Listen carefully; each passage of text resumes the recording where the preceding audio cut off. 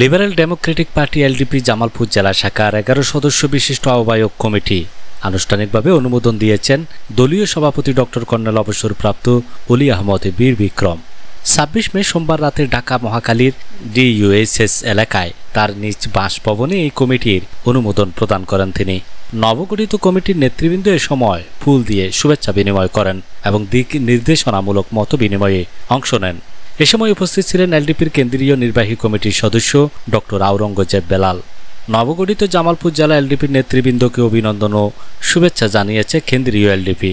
নবনির্বাচিত আহ্বায়ক কমিটির সদস্যরা হলেন আহ্বায়ক রাসেল পারভেজ, যুগ্ম আহ্বায়ক ইঞ্জিনিয়ার মাহবুবুর রহমান, ডাক্তার আকি নূর মল্লিক ফাল্গুনী, আব্দুল আজিজ মাজাহারুল ইসলাম নজরুল, মাওলানা মাসুদ হোসাইন, সদস্য সচিব রকুনুজ্জামান রকুন, সদস্য পদে শফিকুল ইসলাম সেন্টু, আশিকুল ইসলাম অপিতা হক ব্রতি, ফারদিন অর্ণব শুভ, ফারহানা আক্তার, কামরুল ইসলাম খান, নাসির উদ্দিন, চান মিয়া, হাফিজুর রহমান, তুষার মিয়া, আজাহারুল ইসলাম, জয় হোসেন, আব্দুল মোতালেব, সজল মিয়া, আব্দুল মান্নান, লায়ন খান, মোহাম্মদ আব্দুর রশিদ, নাহিদ লিপি, সাজেদুল ইসলাম সজল, শামীম খান ও আদনান হক।